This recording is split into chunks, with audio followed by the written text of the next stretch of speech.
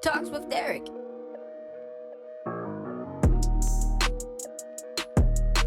What up, what up, what up, though? You know who it is? Woo! It's your boy, Derrick J. This is Talks with Derrick. Ba, ba, ba, ba. And I'm back with another episode. Got a special guest. I know it as Tiara. Y'all know it as T. T is in the building. Say what up to him. Hey everybody. Hey cyberspace. This is a dope episode. I've been trying to get over T for the longest. Schedule, conflicts, all that other stuff. It's been crazy. But we here. And we're going to make it happen. This episode is very, very special because T has dropped a book. I did. That one right there. Let's say it again. This episode is very, very special because T has dropped a book. Mm-hmm. You see it. It's right there in the middle. Yeah. Take a look at it. Take a look at it. Ladies, take a look at it. Mm-hmm. All right. So, let's start off saying this. Welcome back to another episode with Talks with Derrick. Okay? A space where we dive into real conversations to explore powerful stories and open dialogue on things that most people shy away from. Right? So today, we're stepping into the realm of the divine feminine with very special guest, T. Also known as the homie, who's the author of this lovely book. Femme Noir, working with the goddess of reclamation of Divinity. Divine Femme Noir. Say it for him because I messed that up. I'm going to keep that in there too. Noir. Ooh. And this book is all about reconnecting with the powers of goddess energy, reclaiming your spiritual essence, and honoring the beauty and strength of the divine feminine, especially through the lens of culture, healing, and wisdom. In our conversation today, we're going to have a good conversation. It's going to be deep. So put on that scuba gear, snorkel equipment, whatever, because we deep diving today. We're going to the abyss. So sit back, relax, and let's journey into this amazing book. So how everything been? Good. Now that I got this out, it was a labor of love. I've been working on it for 7 months. It's part of my life's work. You say 7 months? I started writing it 7 months. Like, I have huge Rubbermaids with books and journals from since I was a kid. I've been studying esoterics and the occult since I was a wee little girl. Okay. Little girl. Now, for those who don't understand that, what does that actually mean? You say esoteric and cult, like what? Esoteric really means mysterious. Okay. So, everything, any like mythology can be seen as esoteric just because it's mysterious and or hidden. So, various layers of the abstract. Okay. Various layers of the abstract. So like astrology, magical practices, ancient religions, ancient magical practices, What? like all of the things, energy healing. But the funny thing is that a lot of the things that I even teach, I tell people all the time, it's not woo woo. There's like science that Right. backs these things up. Like, why do affirmations work? There's science behind that. Your Wow. energy body, there is science that backs that up. So it was a labor of love, just one layer of my life's work. Okay. So what does the phrase, divine feminine Noir means to your personality? So Divine Femme Noir, it's French, divine black woman. That's literally what it translates to, divine black woman. And that's tough. I didn't know that. Mm-hmm. I did not know that. Femme, woman, black, but like the way adjectives are posed in a phrase in like French and Spanish. So divine black woman is what that translates to. So this book's for divine black women. Mm-hmm. So you say it took you about 3 months, 7 months to do the book, right? So, what life experiences led you to connecting with the goddess energy and the divine feminine? So I have psychic abilities, and they've always presented themselves to me. Like, even my memory goes back to 18 months. I don't know if it's because I'm psychic or what it is, but my memory starts at 18 months. And I always remember just always having these experiences. And for me personally, I have always experienced the Most High as a feminine energy. Okay. And it's not to say that that is the only way, because the Most High, the supreme creator of all things, interacts with each one of us very deliberately and very specifically, and will show up to us in the form that we need. So, in hindsight, it makes sense why, to me, I needed a constant, safe female figure in my life. So, it's just kind of always been like that. Okay. Because, I agree with you on that part, with the energy part, because I have a motto: think positive, be positive, and things will be positive. Like, what you put out in the atmosphere is what you'll kind of get back. If you be nasty, you're going to get nasty. If you be kind, you're going to get kind. If you be generous, you're going to get generous. If you're an asshole, you're going to get asshole. Yep. And some people can't take the energy that they give out. And that's a huge problem in this world today. So that's why this book seems very important, definitely to the women, to understand their feminine energy within. Okay. So, did you have a definite moment when you realized that this book was part of your calling?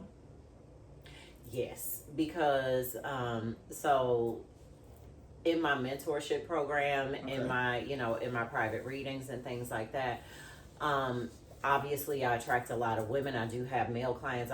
People come to me from all over the world. Okay. And where it comes to Black women specifically, and I even mentioned it, like, my arms are open to all. However, as a Black woman, I had to set aside time to address my community specifically, because I noticed that Black women, although we are inherently magical, right? Okay.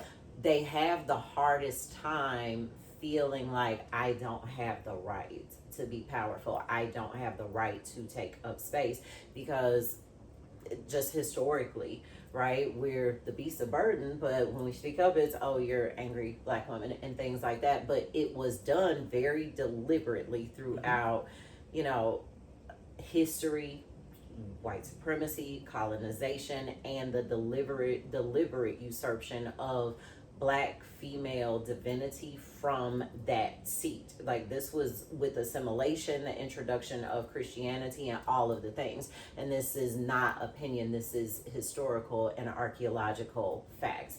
The first deities ever worshipped, God was worshipped as a woman for the first 200,000 years of civilization, and she was a Black woman specifically. Wow.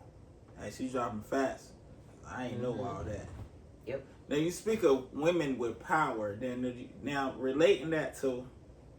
correlating that to what's going on today. Now, can you agree that some women may abuse the power? Some women, can you correlate that kind of real people in on to today's time? Like, okay, women taking advantage of the power versus utilizing the power. Yes, and it's because of unaddressed healness. Like, most of us have wounds that we need to heal, and this toxic energy gets stuck in your psyche and your mind, and then it can come out in a perverted way, because the energy is perverted somewhere inside of you. And all of us, male or female, we all both have divine feminine and masculine energy inside of us.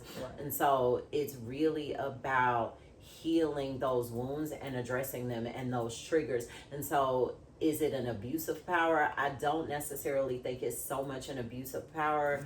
A little bit of an abuse of power, but also projection of unhealedness, and on both sides, really. It's funny you say that, because one of the questions I was about to ask was, Have you ever had a reader say, "This book saved me," and also made me break up with my toxic situationship? I have. You have. Can you elaborate on that? Look at So- me. Hey, you're toxic, baby. So, a client of mine, I have been coaching her for quite some time, and she was still playing very small and struggling with that and dealing with a lot of things that were just not conducive to her growth and were actually quite damaging to her life. And she was like, I got to that chapter about Kali and Sekhmet, and I had to let it loose. And she was like, since that has happened, I have watched her life make a complete 180. And so, like, I do this because I love watching people win like it's an Olympic sport. Okay. I do. Like, no, it's very rare, but people don't usually end up on my calendar when all is well in their world. My purpose is as a way shower. Let me show, but not to anything outside of yourself, but back to you and your own inherent power. Okay. Wow. That's interesting. Now, let me say, if you could give every reader a starter pack for reclaiming their divinity, what's inside? It would definitely be a journal. Okay. Some tissues. Tissues. Because sometimes that purge, you have that emotional release. Okay. When you come to some realizations, definitely some tissues, but also too, like a really a candle that helps with healing. Okay. Definitely a candle, journal, candle, and a box of tissue. I can see the candle. I can see the candle from both sides, because I remember a story. I was younger. My aunt reminded me of this when I went back home. She said, I went and bought the girl a bear, a card, and all this other stuff, and she still didn't want me. And it tore my poor little heart up. And she had 4 new candles just sitting downstairs. I was so hurt. I burnt all her candles because that poor girl didn't want me. And I played R&B music. But it did something for me. Candles make you feel better. They make everything right. They do. I'm like, yes, it's something about a candle. It really is. And my aunt to this day say, well, I still remember you burned my candles down. And I still ain't get the girl back. But I felt better. Right. I'm sorry for burning your candles out. I see my bad. But they helped. So thank you. So candles are in the starter pack. All right, Yeah. cool. All right, when you were writing this book, did the guys ever feel like backseat driver? Like, nope, don't write this, sis? Did you ever feel like that? I'm not going to say backseat drivers. I'm going to say front seat drivers. Okay, front in seat. the passenger seat. Not in the passengers. I was in the passenger seat. Okay. Yeah, so definitely they were behind the wheel. They were behind the wheel. I started with the images first, and I put them in front of me, and it was time because being intuitive, I'm a channeler as well. Okay. And so I would go into a state of meditation and just, it was a lot of fasting and things like that because I wanted to approach this, not only this work with respect, but them as well. Right. And so there were times where I would just zone out, right, and then I go back and read like, oh my God, I wrote that. So being an author while psychic is very fun. Okay. Interesting too. I got you. Now, which goddess would you absolutely ghost you if you didn't follow through on your spiritual homework? Lilith or the Morgan. Or the Morgan. Okay. Lilith would ghost you. The Morgan would probably make her exit not peacefully at all. So she's like the shit starter. Not so much. Like she is the embodiment of divine correction. Okay. She is going to correct. She is going to correct you. You know what I said. Yeah. You better get right. Yeah. That's just like most women in relationships and people out here in this world in a job. You got to have that certain person to correct you, kind of get you on the path for completing whatever task you need to get done. Okay, so you're really in tune in these characters. Oh, yeah. Okay. All right, now be honest. Did any other goddess nag you like a mom while you were writing? Like, you better finish this chapter before you touch Netflix? So yes, I'm gonna say most of them, but then when I got to the like goddesses like Kali and Sekhmet and the Morgan, like they definitely, but also too, it was just so much. Yeah, they were definitely like, we not. But I was like, you know what? I'm happy to do it, and I am not gonna make y'all angry. So we're Let's gonna get keep this talking. done. Yes, let's do this. It's fine. Now, what was the biggest personal lesson you learned while writing this book? Wow, the biggest personal lesson. I learned a lot. I'm going to be honest, writing the book changed me for the better, because as I spent time with each of these goddesses and their energy, their lessons showed up in my life. Oh. And so I was 3 goddesses in, and I was like, oh, this is not just sitting down. These are not writing sessions. This is ceremony. Okay. And so it was, yeah, all of them. I learned a lot of lessons, but it was very transformative for myself as well. Okay. So it's like, so the book is like really like as you grow through life, you go through things, and not all people, but some people take those lessons that they learn and grow, and some people that like nothing just never happened, just continue to flow through life. Mm-hmm. So would it be safe to say that, and this is your opinion, would it be safe to say that for those who do that don't take the lessons that learned, that messed them up, and still keep doing the same thing, so this would be a great book for them to read? Yes, because it helps to bring that about in a gentle way, because do the best you can until you know better. Mm-hmm. Then once you know better, do better. I think Maya Angelou said that. Right. But the crazy thing is, and on a cosmic scale, when you know better and don't do better, the consequences are a little heavier. That's true. And some people still don't learn from those. Mm-hmm. And you can't outrun or bypass, because it's always going to catch up to you. So it's just like, what's the saying? Clean as you go and your mess will never show. Right. But if you don't clean up after yourself, next thing you know, you're on an episode of Hoarders. But in an energetic sense. Yo, like, I've been told about Hoarders the other day. I don't understand how people do that. That is crazy. Yeah. Crazy. So, all right. So through this book, how do you feel like this book can help someone deal with real life stress, heartbreak, or self-doubt? And if they are going through that, what character do you think will help them out? So each of these goddesses actually deals with a different energy. Okay. So for instance, like when we get to the goddesses of rage, okay, divine rage. So let's say Sekhmet. She's angry.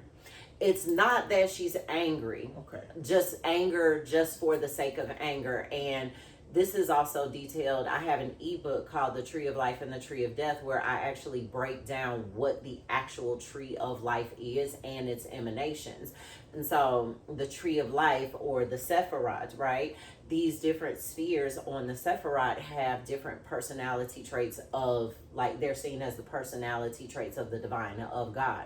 But since God is not something that is outside of yourself, these are also character traits of yourself. And it's like a map of the journey, but the psyche as well.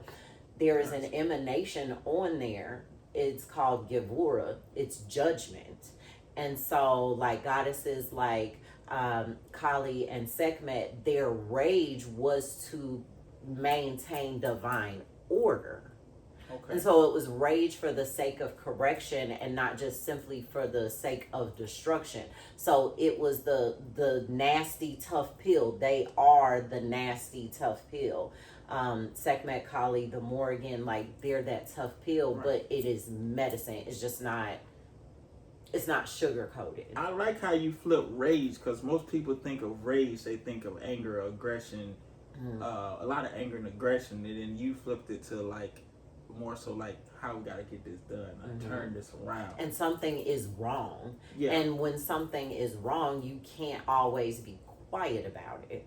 And a lot of people are quiet about things that's wrong, and sometimes it's not always a good thing to do. Yep. Sound like your character in this book be on it. You know what I'm saying? Now, as far as readers sharing any powerful transformations they experienced from the book, have any readers shared any powerful transformations from who have read your book so far besides that one person you talked about? I had another lady who was in a really abusive marriage, and so Kali and Tech met her back to back. Just so you know. And but it gave, and it was those two chapters, and the chapter of Persephone, right, the goddess who was taken to the underworld with Hades, and she was like, I'm her, but I had to embody this energy of these, you know, because she never really lost herself completely. Okay. And in that darkness, she found herself, and so she is like, she's much better now. And then it made her realize her worth. Okay. As well. So. Well, you know, this book definitely gonna mean a lot to definitely the readers, because what I'm hearing is that understanding your worth.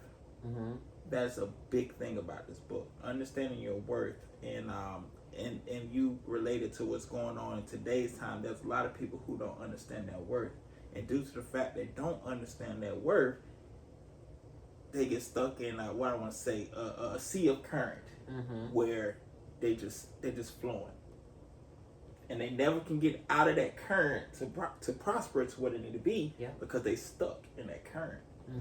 Ladies, you better get this book. And if you stuck in the current, you keep doing this, hey, get the book. Don't stay in that loop. It's like a slow death. It's like a slow death. Oh, that's like I just thought of this one. I had a reader. She was low-key argophobic.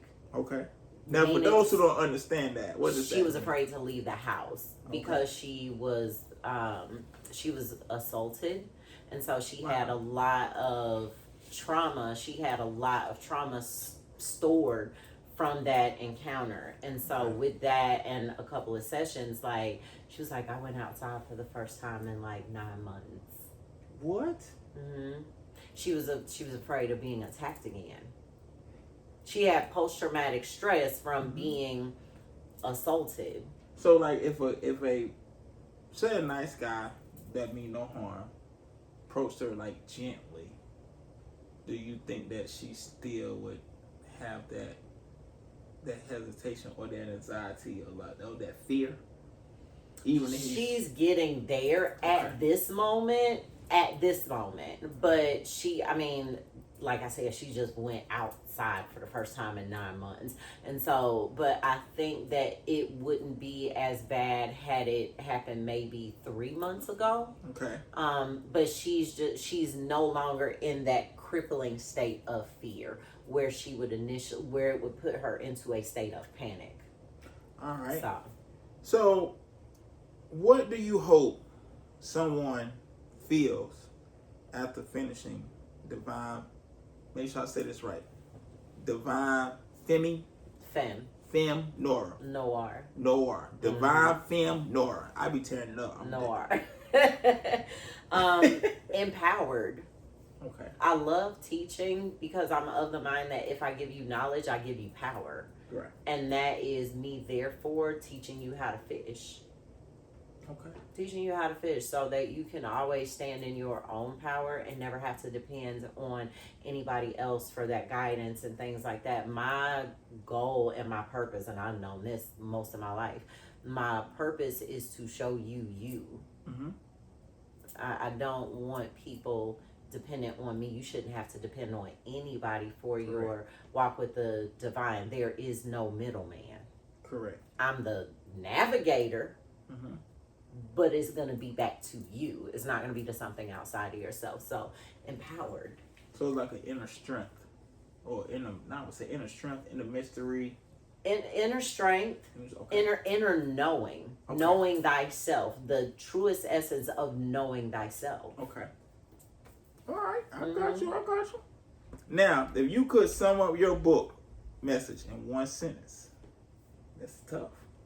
What would it be in one sentence? Reclaiming your throne. Ooh, you better call it, girl. Get back on it.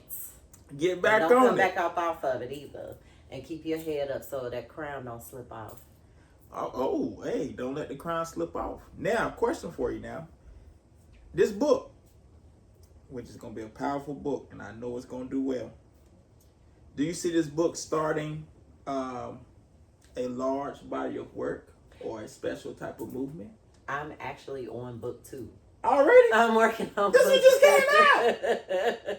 I'm working on book 2. It may be a 3-book series, but the original file, so this is 371 pages. Uh-huh. The original file in my computer is 1,500. Jeez. Yeah. Hey, she working over here. Don't play with her. I'm already formatting book 2. What? I'm already formatting book 2, doing the artwork for it and the editing. Yes, because the writing while sidekick. So when I'm in a state of channeling, I can't do basic things. You can't. Like, what do you mean you can't do? Like what is spelling, basic? punctuation, like Okay. because I'm just in a zone. Mm-hmm. So it's a lot of editing. Dang. Yo, that's crazy. Because it's crazy because the question I was going to ask you what's next for you as an author, healer, and a guider. But you already started on your book. This book just dropped. Book 2 is, I would like for book 2 to be out top of the year, but just my mentorship and taking care of my clients. Like, I always be like, okay, when I'm on the phone with my friends, I'll be like, okay, I'm getting ready to go make the world better one session at a time. That's it. Just, and wanting to get that reach. Okay. That's what I'm working on. So for someone who, we're going to say is stuck in the current, who is lost, like far as can't fight out of whatever situation that they in, defined by all the characters in your book, or described by all the characters in your book, what could you tell a young lady, say about 18 and younger, what would you say to them to motivate them? Then what would you say to someone that's like 30 and up to motivate them? If you had to take something out of this book. It would be the same for both of those women. Okay. Stand in your power. Well, you know, the younger generation, they're lost. So if you lost, you might not understand your power.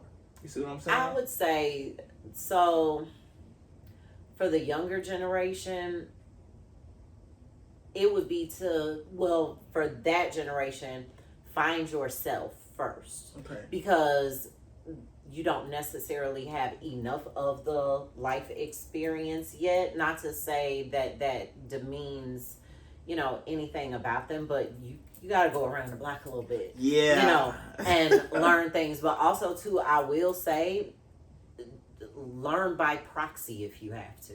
Like, literally sit with your elders. And one thing that I always tell, because, like, I'm in my auntie era, right? And I tell, like, I will say this, for the younger women, find you a older female friend. Because I think one of the things that helped me when I was 19, my best friend was 40.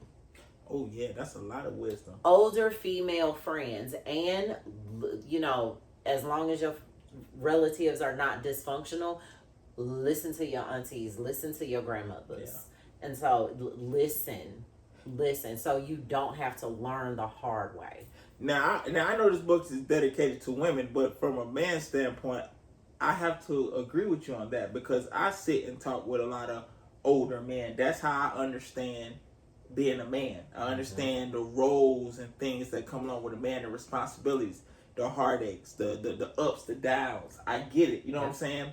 I learned also how to handle certain situations, how to speak life to situations, what not to deal with, what to deal with, what not to deal with. Like, so that wisdom is always good. But now, our time now, it's like the youth don't want to listen to nobody. Yeah. And that's just so sad. But like my grandma always say, you gotta. Some people have to learn the hard way, and that may be part of their journey. Okay. Like I'm one of them people. I can learn the easiest way possible. I can learn by proxy, meaning I can watch somebody else make a mistake. I'm like, I will not be doing that. Like I don't like learning something. Do I make mistakes? Yes, I'm not perfect, but I never make the same one twice. That's true. That's true. Never make the same mistake twice. That's what you don't want to do. Not make the same mistake twice. Mm-hmm. Well, look, that is T book. Now, T, tell them where they can get this book at. And you mentioned another book. Tell them where they can get that one at, too. So you can find both of these on my website, mothersmedicinehealsall.com. Also, too, if you're feeling lost in that space, book a session. My oracle readings, my coaching sessions, and things like that. And if you have never had a reading before, there is nothing to be afraid of. So visit my website. You can find this, the Divine Femme Noir, reclaiming you working with the goddesses for the reclamation of your divinity, and the Tree of Life and the Tree of Death are both on my website. But the Tree of Life and the Tree of Death is available for instant download. Okay. Mm-hmm. There you have it. We know this book has dropped. You know where to get it. Go get it. Say it again. And if you're in the Charlotte area, I will be at 2nd and Charles and Matthews signing them. So where you been again? 2nd and Charles and Matthews. And doing what? Signing these books. Hold on. Wait. I don't think y'all heard that. Where will you be again? I will be at 2nd and Charles in Matthews on Saturday, September 20th from 11 to 2. And I will be signing these books. And you could come and get one of these magical Big Mama hugs from Auntie. Hey, go support the book. The book is dope. You got a first-hand, if you haven't read it, you got a first-hand introduction of the book by the writer herself. So make sure you check the book out. You know where to go get the book. And we look forward to book number 2. Yes. And 2, like, men don't shy away from reading it. Oh, so men can read it? Yes, you can. Because, again, we all have divine feminine and divine masculine energy. But so in this, too, not only do we explore the wisdom of goddesses, but we explore the challenges that Black women have. Okay. And so it's a lot of the things that we suffer with, but that we might not know how to articulate. Okay. So it gives a perspective. It can give you a little bit of perspective to help you know how to take care of your own personal divine femme noir that is next to you. So when man read this book, he'll know how to take care of his what you say that? His divine femme noir. His divine feminine noir. Divine feminine noir. That meant I like the earlier. way you say it. It's like seasoning, Derrick seasoning. I like the way you say it. Open the bag up, drop a little salt. Divine feminine noir. Yes. Zip it. So men, hey, you wanna, understand your woman, find that energy in her. It's for you too. Mm-hmm. And to give you something to talk about with your woman with a better understanding of her emotions and feelings and things that she may be going through too. Yeah. So it's not just for women. It's just for men. Knowledge is power. That book has knowledge. That book has power. Mm-hmm. Make sure you get it. She told you exactly where to go. She told you exactly where she gonna be. She told you exactly about it. Make sure you go get that. It's a good read. You got anything else you want to say to the people before we get up out of here? I'm thinking about doing a male version of this book too. Ooh, that would be interesting. How would you? Ooh. If you did the male version, who would the kings be? I have to sit with them because I had to sit for a couple of days before I came up with this list. Mm-hmm. But yeah, I think I may have a king name. I've been throwing around the idea like I could do I want to do a male version of this too because men have their struggles. Ooh, and just like you reading this will help you, I think that this could help us understand men, because one thing about being raised by good men and having good men as like friends and things like that, I get a very different perspective. And so I would actually like to make a book for our divine black men too. So And that might be a book 3. That might be book 3. We got book 2 already started. We got idea for book 3. Now with the men aspect, where you said men being friends, you actually hit the nail in the coffin on that one, because women who are friends with men get a better understanding of men mindset, and men don't really want much. It's not much they want. Not all, because you do got some men that don't want much. It's just the small things that mean so much to them. Then you got some men that want everything and it still don't mean nothing to them. Yeah. So yeah, that's a dope way to look at it. And then the fact that you all don't live in a society that is safe for you to express your emotions. Yeah. So, like, and I have conversations. I'm like, we can't really. There's a certain level of grace required for the lack of emotional intelligence of men, because they don't live in a society where it's safe for you to be able to learn. How can you get the maturity if you never really, if it's not okay for you to express it? Now, most men, I'm not going to speak for all men, but I will speak for some men. Some men don't want to let women know about their deep thoughts or deep things that's concerning to them, because they look for that safe space. And then sometimes, I'm not saying that all women, because in this book we're creating powerful women, there's some women who take advantage, what I spoke to you about earlier, take advantage of that power. Yes. And that man will break down and share his most deepest thoughts and concerns and feelings, and that woman would take that and use that against them. Yep. And that too then now makes a man feel like, oh, I'm good. Yeah. And see, nowadays it's like masculine and feminine energy are competing and at war with each other, when that is so against what divine feminine and divine masculine energy are complementary forces. Ooh, hey, y'all heard that? Ooh, say that. They're what? complementary forces. None is it. They're not supposed to be in competition with each other. Right. I wonder what changed that made everything feel so competition. Like, I'll be honest with you, as a man and you as a woman, I'm super proud of you writing this book. I'm super proud of you letting your thoughts, putting your emotions, your energy, and I'm super proud of you putting it out there so that the world can see how you feel, see how you think, see your perspective on things. Because there's a lot of people out there that will agree with your perspective. There's some people that won't. That's just the way the world is. But for those that do agree, it's dope. They have somewhere to go. They have someone to talk to. So it's just like, a lot of times it's hard to, some people are just intimidated by putting their perspective out there because they're so concerned about, like you said, the competition. Instead of, like one thing you said, loving yourself. Yep. And a lot of people don't know how to love themselves. So if you can't love yourself, then you'll be afraid to put something out there. Yes. Because you're afraid. Yeah. Storytelling is important. I'm proud of you, like getting your voice out there, talking about the different things that you do. Storytelling is important, and conversations are important, and learning is, and so it is. I'm proud of you too, like, because I know this is out of what you, and so thank you. It's different, but being okay with exploring new things. This is how we expand. Right. And to me, it's helping me grow.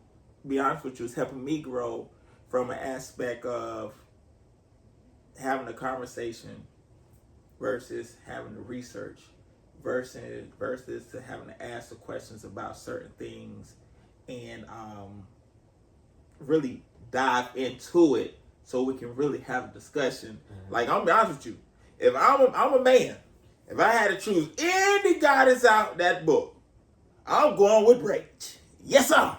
Cause Rage gonna make me rich. Yes, sir.